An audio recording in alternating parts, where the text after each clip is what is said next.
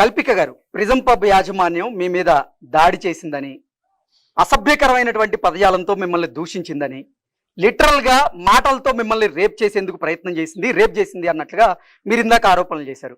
అసలు ఏం జరిగింది? ఒకవేళ నేను మీకు కొత్తగా పరిచయం అయ్యాను అనుకోండి, అదే రోజు నా బర్త్డే అని మీకు తెలిసింది అనుకోండి, మీరు మహా అంటే ఏం చేస్తారు, విష్ చేస్తారు, లేకపోతే మీ ప్లాన్స్ ఏంటి అని అనుకుంటారు. చుట్టుపక్కల ఏమైనా స్వీట్స్ కానీ షుగర్ కానీ ఉంటే ఆఫర్ చేస్తారు, లేకపోతే ఏమైనా గిఫ్ట్ ఇవ్వాలనుకుంటారేమో, మీ ఇష్టం అది. సో ఆ బేసిక్ మనస్తత్వం నాకు ఎప్పటి నుంచో ఉంది.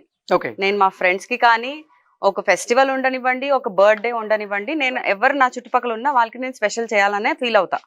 వాళ్ళకి ఇంకా వాళ్ళకి రాని ఐడియాస్ తో కూడా నేను సర్ప్రైజ్ చేస్తా. అంత క్రియేటివిటీ ఉందన్నమాట నాకు.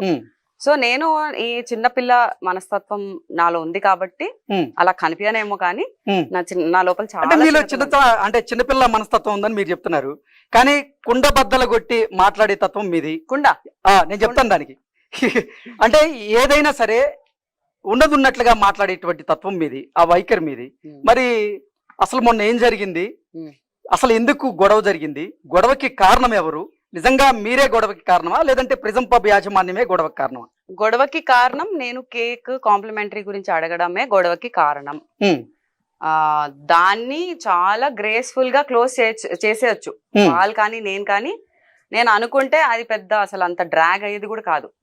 కానీ ప్రతి సెకండ్ వాళ్ళు డిస్రెస్పెక్ట్ చేసుకుంటూ, డిగ్నిటీ మీద పాయింట్అవుట్ చేసుకుంటూ, వాళ్ళ యాక్షన్స్ తో వాళ్ళ బిహేవియర్ తో వాళ్ళు చాలా దిగజారిపోయి దేవర్ బిహేవింగ్. ఇంకా అన్నిటికీ ఒక లిమిట్ అనేది ఉంటది. కాబట్టి ఏం చేశారంటే నేను మొత్తం ఇంటర్వ్యూలో చెప్పడం జరిగింది, మళ్ళీ చెప్పాలనుకోవట్లేదు, ప్లీజ్ ఏమనుకోకండి. కానీ అంటే అసభ్యకరమైనటువంటి పదజాలంతో మిమ్మల్ని దూషించారంటూ మీరు చెప్పారు. అంటే ఏంటి, నిజంగా మిమ్మల్ని బూతులు తిట్టారా, లేదంటే మీ మీద దాడికి చేసేందుకు ప్రయత్నం చేశారా, ఏం చేశారు? అసలు నేను బూతులు వాడచ్చా అసలు? అంటే మిమ్మల్ని ఏం తిట్టారనేది చెప్పొచ్చు, మేము బీపీ వేసుకుంటాం. వాడారు, మీరు రోజు అదే పనులు చేసుకొని డబ్బులు సంపాదిస్తున్నారు. మా పేరెంట్స్ వరకు వెళ్ళారు, వాళ్ళు నన్ను ఎలా కన్నారు కూడా వాళ్ళు చెప్తున్నారు. నాతో పాటు ఒక ఫ్రెండ్ వచ్చారు, తను ఫిజికలీ డిసేబుల్డ్ పర్సన్, కొంచెం లెఫ్ట్ హ్యాండ్ పని చేయదు. తనని కూడా ఎంత లెవెల్లో అసలు ఒక మనిషి అని కూడా చూడకుండా, పోనీ సేమ్ జాతే కదా, మగజాతే కదా, అట్లీస్ట్ మగజాతికనే రెస్పెక్ట్ లేదా మీకు? తనని కూడా అంతే దరిద్రంగా, అసలు నువ్వు నిజంగా నువ్వు మర్దవైతే అమ్మాయితో వచ్చావు కదా, మాట్లాడరా, నువ్వు వచ్చి మాట్లాడరా, అమ్మాయి చేత మాట్లాడిచ్చి నువ్వు అంతా పంచాయతీ చూస్తున్నావా, ఏందిరా చూపి ప్యాంట్ చూపి రాకు అని ఇట్లా మాట్లాడారండి. పాపం నేను నా ఫ్రెండ్ ఎక్కడ భయపడతారేమో అని నేను భయపడ్డాను తప్ప వాళ్ళందరితో నాకు అసలు ఫరక్ కూడా పడలేదు. నేను మా ఫ్రెండ్ ని కాపాడడంలో బిజీ ఉన్నా. నేను నువ్వు రియాక్ట్ అవ్వకు, నేను చూసుకుంటా. నేను ఇంతే చెప్తుంటే పోలీసు వాళ్ళు వచ్చి నన్ను ఆపుతున్నారు మళ్ళీ దానికి. తనేమో మా మీద వస్తున్నాడు. ఓకే, మీరు ప్రిజం పబ్ కి వెళ్ళడం జరిగింది, అక్కడ కేక్ ఆర్డర్ చేయడం జరిగింది. కేక్ వచ్చిన తర్వాత మీరు కాంప్లిమెంట్ గా కేక్ ని అడగడం కూడా జరిగింది, వాళ్ళు ఇవ్వడం అని చెప్పడం కూడా జరిగింది. మరి మీరు ఎందుకు దాన్ని ఇష్యూ చేశారు? కాంప్లిమెంట్ ఇవ్వను అని చెప్పిన తర్వాత వదిలేయచ్చు కదా. కాంప్లిమెంట్ ఇవ్వను అని చెప్పలేదు, మా పాలసీస్ లో ఇది లేవు అని చెప్పారు. కాబట్టి సరే, మీ అప్పర్ మేనేజ్మెంట్ ఉన్నారు కదా, వాళ్ళకి చెప్పండి, నేను వాళ్ళ దగ్గర కన్ఫర్మ్ చేసుకుంటా. లేదంటే నాకు స్విగ్గీ డైనౌట్ ఉంది, దాంట్లో 15% ఆఫ్ ఉందండి. 15 ఎంత వస్తుంది? 15% ఆఫ్ 2000 కి చెప్పండి. So I'm ready to take that offer also. ఇదంతా అవ్వకపోతే అదే తీసుకుందామని నేను స్విగ్గీ యాప్ కూడా ఓపెన్ చేసి పెట్టుకున్నాను బిల్ పే చేయడానికి. So it is not about complimentary, it is not about the cake, it is about the culture that we follow in Hyderabad. ఆ కల్చర్ మీద నేను ఆ లిబర్టీ తీసుకొని మాట్లాడడం తప్ప నాకు ఆ కేక్ తో ఏమొస్తుందండి, ఆ 2000 తో నాకేమొస్తుంది? ప్రిజం పబ్ యాజమాన్యం మీ మీద దాడి చేసిందా, మీ మీద రేప్ చేసిందా? రేప్ అంటే తెలుసా? యా, ఆఫ్ కోర్స్ నాకు అయింది కూడా. I know what is rape. మళ్ళీ అడుగుతున్నా నేను మిమ్మల్ని, ప్రిజం పబ్ యాజమాన్యం మీ మీద రేప్ కి ప్రయత్నం చేసిందా, రేప్ చేసిందా? స్టాఫా ఒకలా? స్టాఫ్ గానీ, అంటే సిబ్బంది గానీ, లేకపోతే యాజమాన్యం గానీ, ఎవరైనా గానీ రేప్ చేశారా? ఎస్, మాటలతో చూపులతో, వాళ్ళ యాక్షన్స్ తో. అండ్ వాళ్ళతో పాటు ఆ పోలీస్ వాళ్ళు కూడా, సార్ తిప్పండి సార్, పోలీస్ వాళ్ళు కూడా చేశారు అని నేను చెప్తా. ఓకే, అంటే పోలీస్ వారు కూడా మీ పట్ల దురుసుగా ప్రవర్తించారా? ఏమన్నారు అసలు పోలీస్ వాళ్ళు? ఏమనలేదు, అదే కదా, ఏమన్నా అంటే బాగుండేది. అంటే దురుసుగా ప్రవర్తించారని చెప్పి మీరే చెప్తున్నారు, మళ్ళీ ఏమనలేదని మీరే చెప్తున్నారు. అంటే నేను ఏం మాట్లాడినా వాళ్ళకి ఒక కరెక్ట్ మైండ్ సెట్ తో వాళ్ళు వినడానికే రెడీ లేరు. ఎందుకంటే looks like they have a connection with prism people, ఏదో కనెక్షన్ ఉంది. సో ఆ కనెక్షన్ వల్ల వాళ్ళు భయపడి మాట్లాడలేదో లేకపోతే నా అగేన్స్ట్ గా మాట్లాడడానికి చూస్తున్నారో కూడా వాళ్ళకే అర్థం కావట్లేదు. వాళ్ళకు పెద్ద కన్ఫ్యూజన్ స్టేట్ లో ఉంచిపోయారు. అందుకే చాలా వరకు మీరు చూస్తే కామ్ గా ఉన్నారు వాళ్ళు లైవ్ లో, ఏం చెప్పలేకపోతున్నారు. వాళ్ళు బ్యాడ్జ్ పేర్లు కూడా చూపించలేకపోతున్నారండి. నేను లైవ్ లో క్యాప్చర్ చేస్తుంటే కవర్ చేసుకుంటున్నారు ఇట్లా. ఎందుకు సార్ మీకు మీ పేరు మీద కూడా అంత ఇది ఉందా అని కూడా చెప్పడం జరిగింది. సో సైలెన్స్ చాలా మటుకు చాలా సిచ్యువేషన్స్ లో హెల్ప్ అవుతుంది అంటాం, కానీ ఇలాంటి సిచ్యువేషన్స్ లో సైలెన్స్ కాదండి, మన కరెక్ట్ మాటలు బయటకు రావాలి. శారీరకంగా మీ మీద దాడి చేశారా? టచ్ అంటారా? పోలీస్ వాళ్ళు రాకపోయింటే ఖచ్చితంగా అయ్యేదండి. పోలీస్ వాళ్ళు రావడంతో అదొక్కటే అడ్వాంటేజ్ అని నేను చూస్తున్నా. బికాస్ వాళ్ళు ఆల్మోస్ట్ ఇంత ఇంత ఇంత గ్యాప్ లో కూడా వచ్చి మాట్లాడడం జరిగింది, అరవడం జరిగింది, అన్ని చేయడం జరిగింది. ఓకే, కల్పిక గారు మీరు డ్రగ్స్ తీసుకుంటారా? లేదండి, నేను ట్రై చేశాను బట్ నేను తీసుకోను.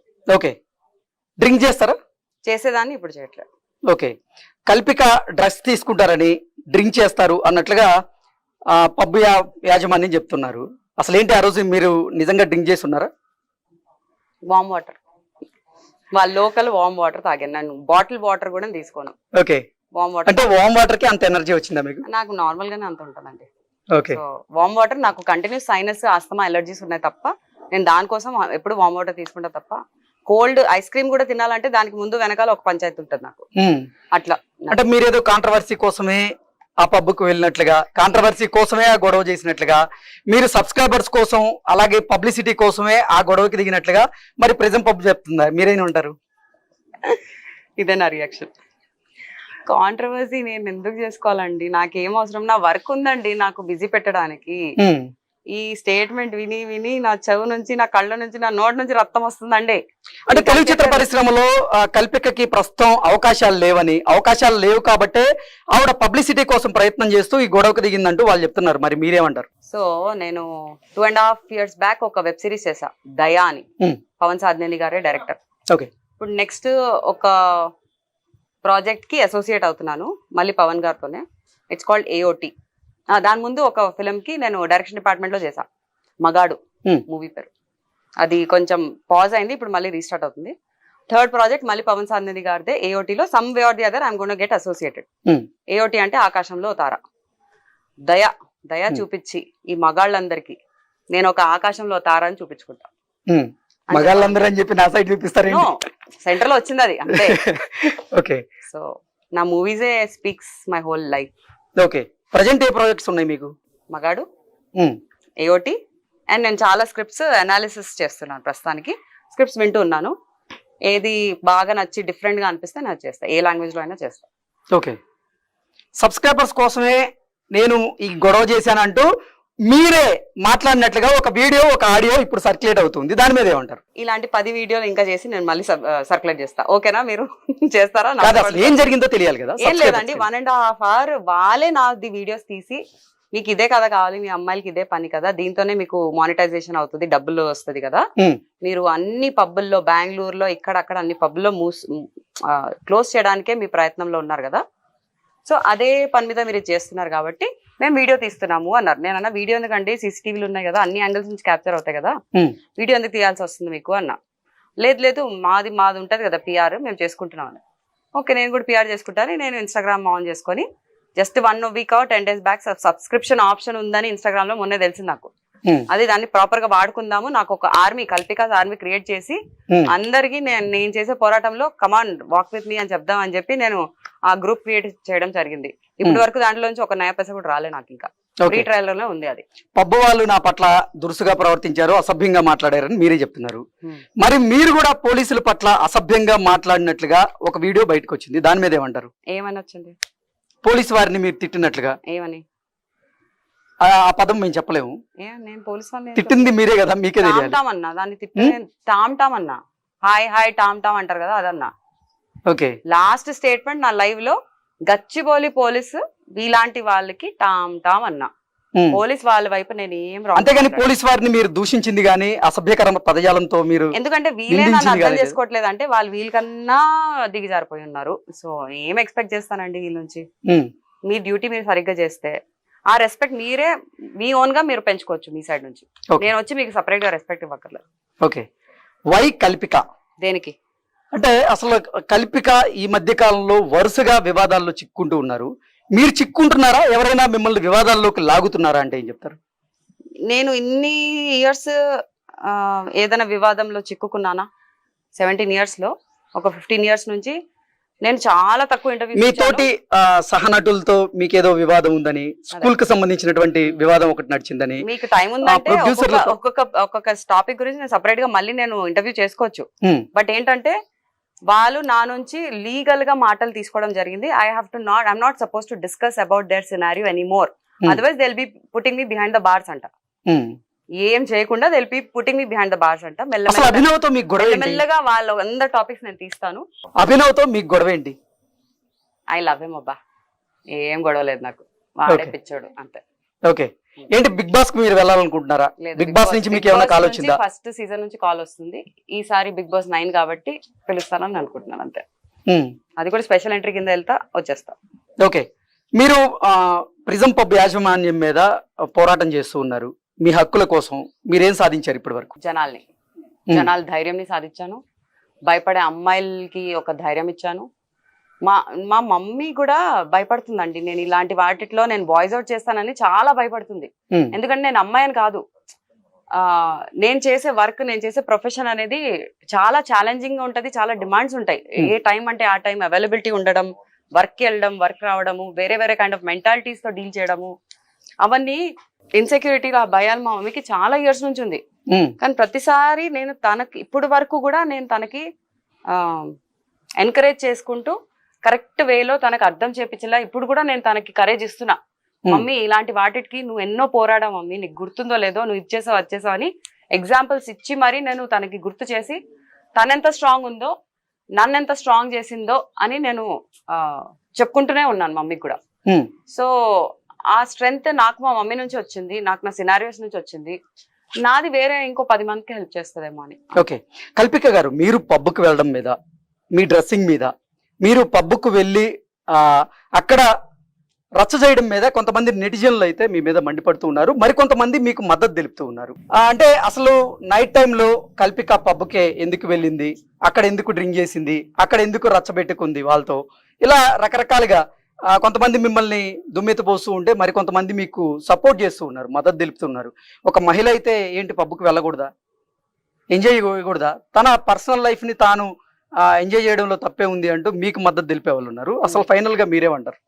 ఒక మహిళ అయితే నిజంగా పబ్కి వెళ్ళడం తప్పంటారు? ఇవాళ నేను వేసుకున్న బట్టలు మీకు ఈ ఒకేషన్ కి కరెక్ట్ అనిపించిందా? ఈ ఒకేషన్ కి కరెక్ట్ అనిపించిందా మీకు?